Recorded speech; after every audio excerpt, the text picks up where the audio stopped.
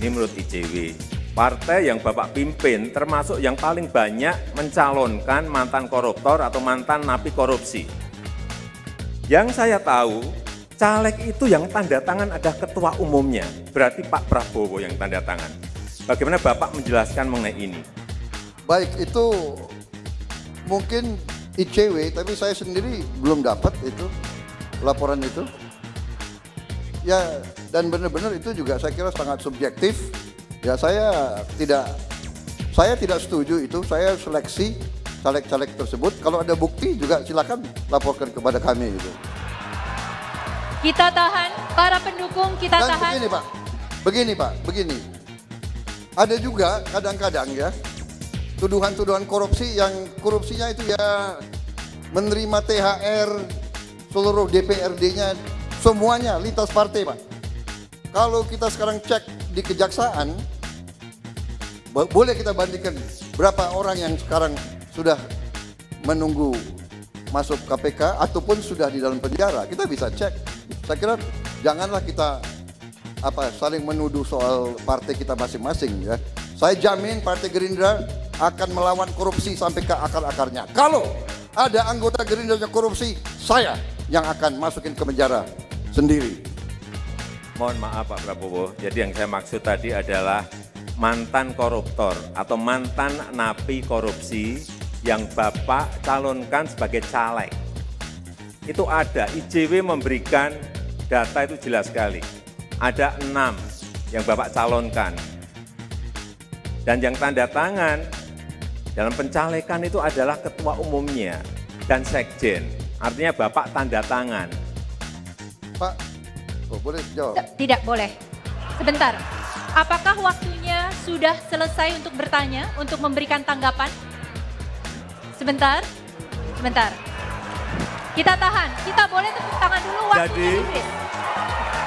Waktunya di freeze, ditahan dulu, ditahan dulu. Pak Jokowi silahkan lanjut. Mohon maaf Pak Prabowo, jadi saya tidak menuduh partai Bapak korupsi, enggak, bukan. Ini mantan koruptor, mantan napi korupsi yang sudah ya, waktunya habis. Pak Jokowi silahkan langsung menanggapi paslon 02, waktunya adalah 1 menit. Jadi mantan korupsi, saya kira kita pelajari dan begini, ini kan demokrasi Pak. Kita umumkan aja ke rakyat, kalau rakyat nggak mau milih ya nggak akan dipilih. Kan begitu.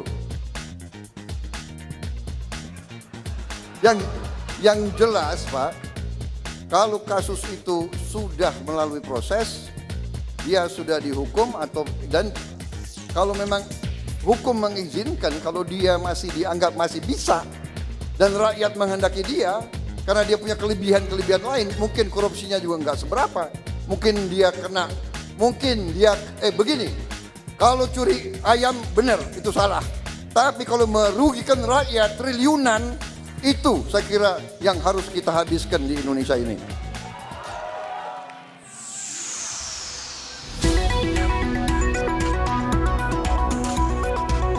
Pak Jokowi yang saya hormati dengan segala kerendahan hati, yang membingungkan kami adalah bahwa di antara menteri-menteri Bapak itu berseberangan. Ada yang mengatakan produksi persediaan beras cukup. Tapi ada lagi yang mau impor beras. Jadi ini yang membingungkan kami. Jadi kami bertanya kepada Bapak, bagaimana pejabat yang Bapak angkat, termasuk Dirut Bulog, Pak Buas mengatakan bahwa cukup. Kemudian Menteri Pertanian Bapak mengatakan cukup. Tapi Menteri Perdagangan Bapak mengizinkan impor komoditas pangan yang begitu banyak. Ini yang membingungkan rakyat.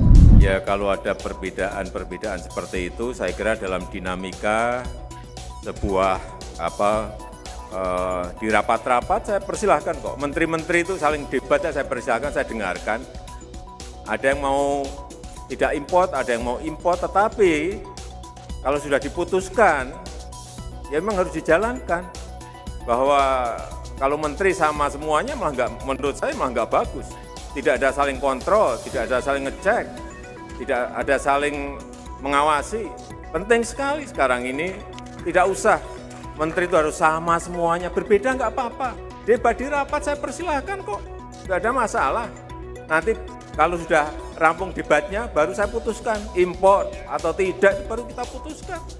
Menurut saya biasa, menteri-menteri saya dengan situasi-situasi seperti itu tidak buat saya bukan sesuatu yang tidak baik, malah baik karena ada saling mengkontrol dan masyarakat juga tahu. Waktunya habis.